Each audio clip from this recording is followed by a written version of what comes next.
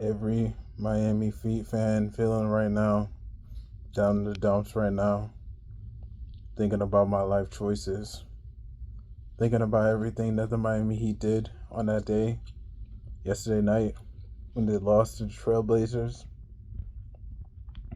No Tyler Hero. We didn't have our point leading scorer. So what do? We go and lose to the freaking Trailblazers, bro, by 9 points.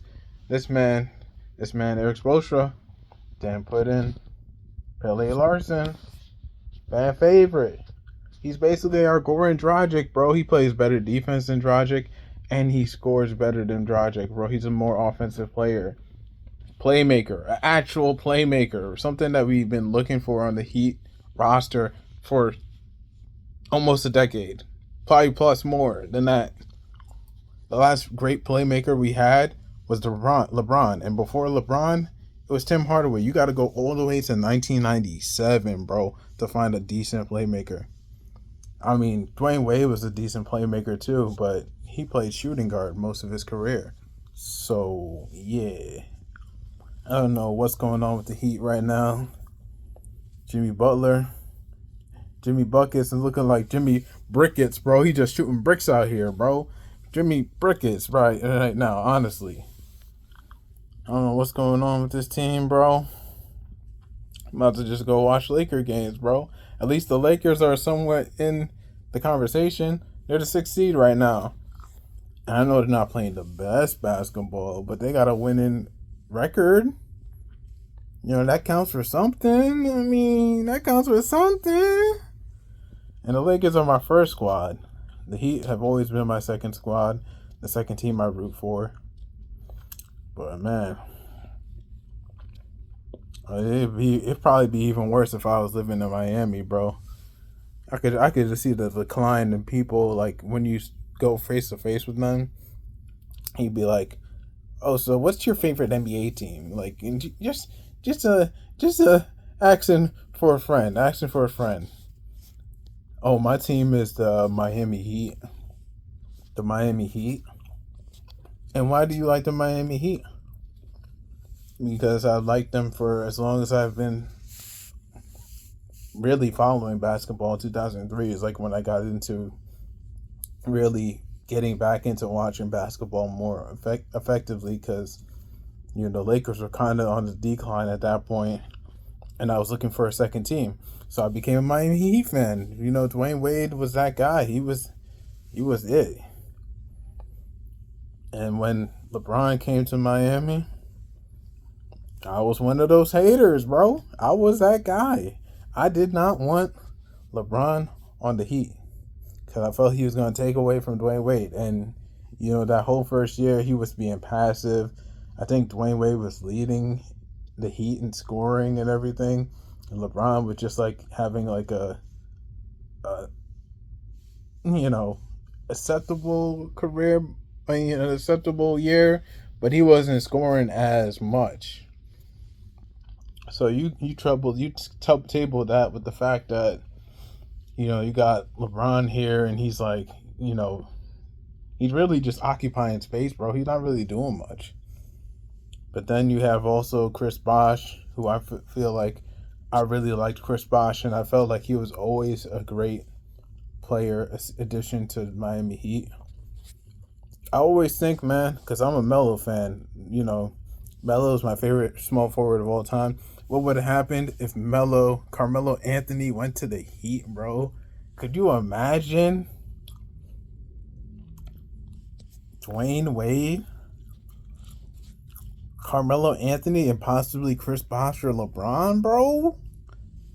Oh my gosh. Melo would definitely have a championship, and he would also have a championship if he was drafted by the Detroit Pistons, but that's another story. But yeah, Miami, searching for answers, bro. Somebody come to the town and they'll be like, "Oh, you're a Miami Heat fan." Yeah, yeah, I am. That's me. I'm that guy. I'm sitting right here. The guy with the Miami Heat beanie on. Miami Heat fan. But Don't get twisted. They're not my first favorite team. That's the Lakers. And honestly, everybody keeps saying, "Oh, the Lakers don't go to championship roster." Yeah, they do. Yeah, they do. They don't have the greatest coach they could get. JJ Redick is kind of three happy, and we don't have the offense to shoot threes all day. But that's another discussion for another time. But yeah, this is just my rant of basically how it is being a Heat fan. If any of you Heat fans, definitely let me know down in the comments how you Heat fans feel about this and everything. We need to we need to take a step in the right direction. We're taking a lot of left turns when we're supposed to be taking right turns, metaphorically and literally. Like, come on, bro. Come on, bro. Tyler Hero, man's injured. Man's hurt. And guess what? We got Terry Rozier to save our days, right? Wrong. This man comes in, he's shooting breaks after breaks after breaks. After having a 30-point game he had? Something crazy? He had a 20-point game or something. I don't know. Somewhere around there. But he had that. And that's always the knock on Terry Rozier, is that he's so inconsistent, bro. This guy could hit contested threes like he's J.R. Smith one night and go 0 for 5 the next night, bro. 0 for 5 with 0 for 5 from 3 and go like 2 of 14 from the field, bro. The next game. But this is the guy we traded for, bro. This is the guy who we traded for. I always think to myself, things would be a lot better if we had Damian Lillard. But guess who wouldn't want to give us Damian Lillard? The Portland Trailblazers. What they so hungry about, bro? We're in the Eastern Conference. The Eastern Conference, also known as. We're not in the Western Conference.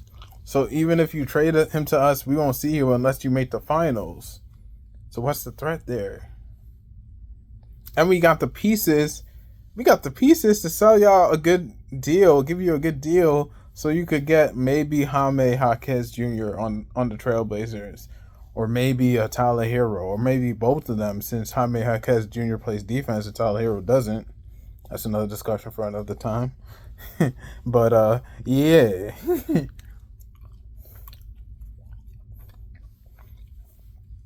But yeah. And I think Eric Spoelstra, if you're listening, I hope you're listening. You're probably not listening, but it would be so awesome if you could play Khalil Ware a little bit more, bro.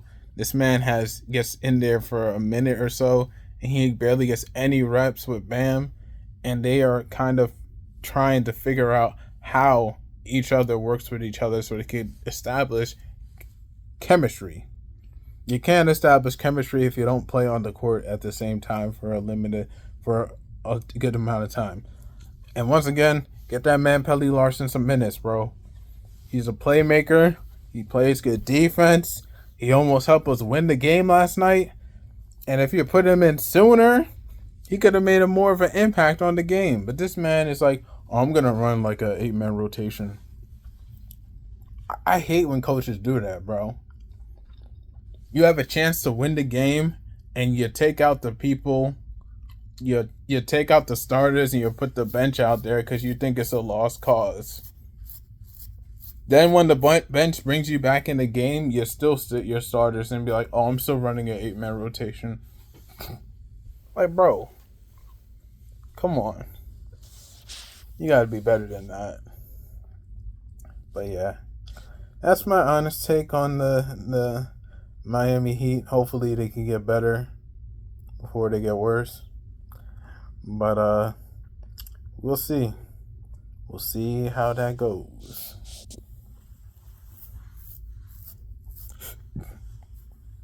Because I'm going to put all my trust in the world in the Lakers right now.